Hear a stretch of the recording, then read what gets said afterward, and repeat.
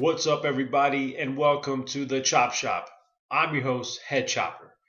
What I'm here to do now is to give you some plays tonight in the NBA on this Wednesday slate, a medium-sized slate. And some guys, I'm going to tell you who I think are going to be highly owned in a particular price range, and some other guys I think you can get on in a similar price range, maybe even a little bit cheaper. That can lead you to a quality amount of points, and maybe something happens with the top guys and they falter, and then all of a sudden you're in a good spot if you faded them.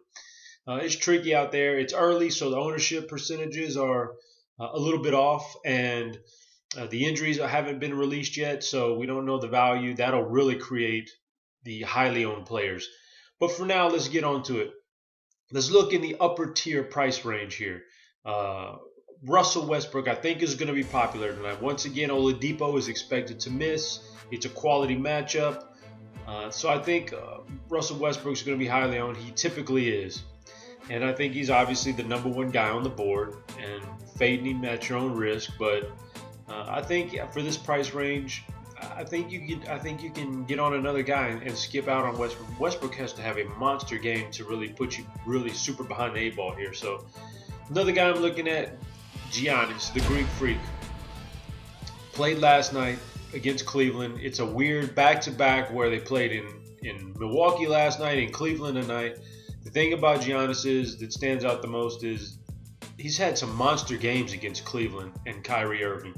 52.7 DraftKings points per game versus Cleveland over his last 5 games against them.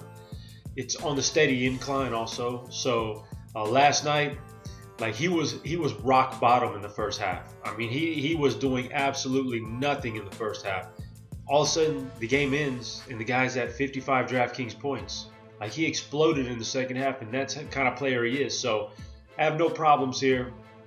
I think Cleveland will be a little bit weary back-to-back. Some veteran guys. I think a younger guy like Giannis can come in here and have a big game. So that's my high price range. Let's get in a more middle price range here. Chalky guy based on his salary and some ownership I've seen over the past month or so, Karl-Anthony Towns of Minnesota.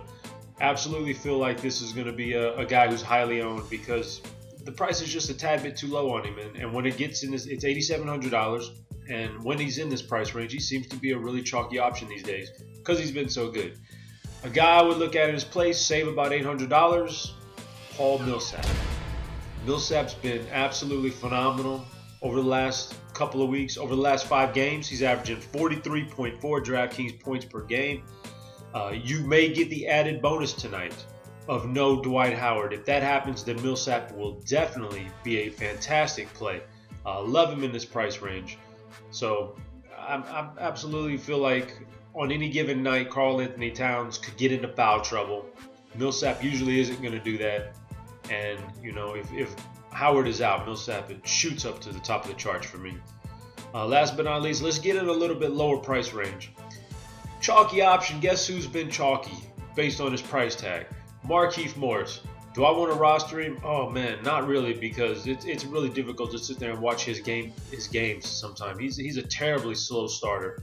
But at 5,100, he'll be an incredibly popular choice again because at this price tag, he's been about 25% owned in the big tournaments. So people realize that he has upside. They're going to own him, and that's fine. A guy I may get on instead of Morris tonight, I'm looking at Eric Gordon, who had a rough night last night against the San Antonio Spurs.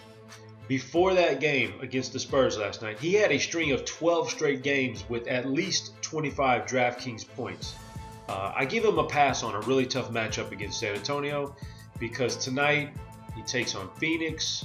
I think D'Antoni's going to run him quite a bit out there in this back-to-back. Feel really good about Eric Gordon tonight, scoring a lot of points, and I think he's a safer option than Markieff Morris, to be honest with you. So with that being said, guys, that's it. Wednesday, Chop Shop. Take this information, do with it what you will. Sometimes it hits, sometimes it doesn't, but it's all about the process. So don't forget to hit the like button on the social medias. We appreciate all that good feedback, and I'll see you guys next week.